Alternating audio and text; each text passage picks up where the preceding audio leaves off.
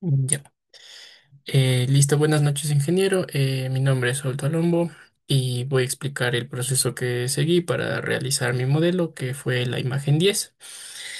A continuación, eh, le presento el proceso que realicé para la obtención de los vértices como tal.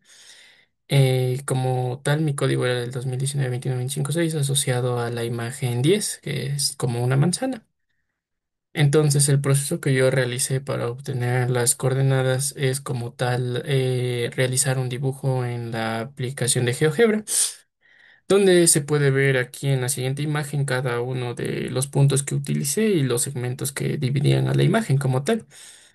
Entonces, como tal, al dibujar yo la imagen, obtuve las siguientes coordenadas, que son un total desde A hasta L puntos en coordenadas normalizadas, como se puede ver en el eje, desde -1 hasta 1. Como se puede ver aquí, está el -6 hasta el -8, o sea, es una escala normalizada entre el 1 y el -1.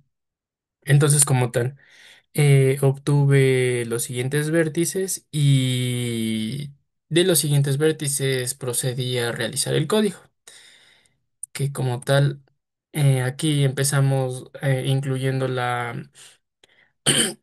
incluyendo la librería de shaders, como se puede observar. Aquí puse un comentario que decía que nos debemos asegurar de tener ese archivo correctamente implementado para que funcionen los shaders, tanto el fragment shader de la práctica uno, como se puede ver aquí, únicamente recibe la variable de color y la variable vertex que como tal se crea unos uniforms que van a servir más adelante para poder realizar el movimiento de los objetos, que son el uniform float x offset y el uniform float y offset, que estos van a mover la posición del objeto, como se puede ver aquí, moved post, se mueve la posición en x y en y para la posición, como tal, para poder mover el objeto. Luego, entonces, en el código C tenemos lo siguiente, que es la inicialización de la pantalla. Aquí, como se puede ver, son las variables que se utilizan para el desplazamiento del modelo como tal. Como se puede ver aquí, yo le puse una variable X offset y una Y offset para poder mover el modelo. Se inicializa como tal la configuración de la pantalla. Y aquí como tal está mi nombre y mi número de cédula que van a ser presentados. Listo. Luego de eso realizamos el proceso de la importación de los shaders al crear aquí en los archivos de origen un filtro llamado shaders que contiene el fragment shader de la práctica uno de la práctica 2 perdón, y el vertex shader de la práctica 2. Y entonces se lo exporta eh, con su ruta relativa, como se puede observar aquí. Ya. Luego para el proceso de los vértices yo lo realicé con los triángulos y con la interpolación de colores se ubicó un color en cada vértice, como se puede observar, es el mismo color para que el color sea uniforme. Entonces, como tal, de los vértices que yo obtuve en la aplicación de GeoGebra, los coloqué aquí y los representé en triángulos, que en total son un total de 9 triángulos, como se puede observar aquí. Luego se inicializa el BAO y el VBO, que como tal se indica aquí los atributos, que son la posición y el color. Y dentro del render loop, como tal le había cambiado el color también de la ventana a un color blanco para que se observe de mejor manera para que se observe de mejor manera para que se observe de mejor manera la imagen como tal. Luego, definí los offsets de la posición y con la función de glGetUniformLocation, que es la que se encarga de la posición, eh, lo que hace es tener estos dos. estas dos variables que serán las encargadas de hacer que el objeto se mueva al accionar las teclas.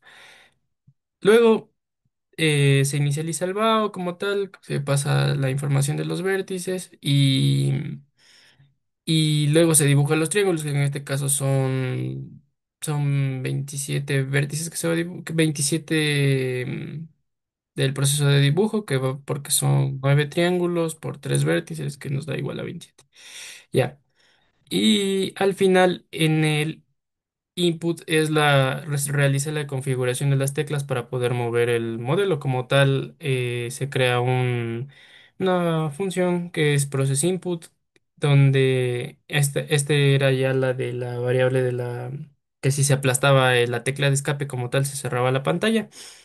Y entonces lo que yo fue a hacer aquí es agregar una constante que se denomina speed, que es la velocidad del objeto con la que se va a mover el objeto con las teclas.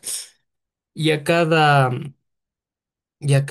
tecla le asigné un movimiento. Por ejemplo, el X offset, si es que yo aplasto la tecla A, se va a ir a la izquierda.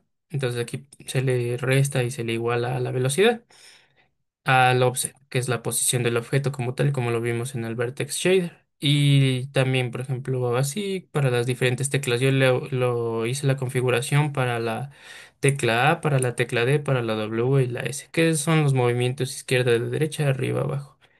Y luego al final se llama la pantalla como tal. Entonces, y cabe decir que este proceso del process input se lo realiza fuera del render loop, como se puede ver, porque aquí tenemos el render loop, entonces este proceso se lo realiza afuera como tal. Luego, a continuación voy a presentar la ejecución del programa.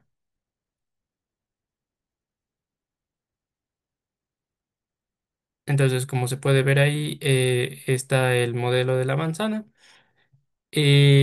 Aquí está mi número de cédula y yo en este momento voy a a aplastar la tecla A para que el objeto se mueva a la derecha. Luego ahorita voy a aplastar la tecla A para que se mueva a la izquierda, la tecla D para que se mueva a la derecha, la tecla W para que se mueva arriba y la tecla S para que se mueva abajo. Entonces ahí se puede ver el movimiento del objeto como tal al accionar estas teclas. Y la tecla de escape que es para como tal para cerrar el programa. Gracias.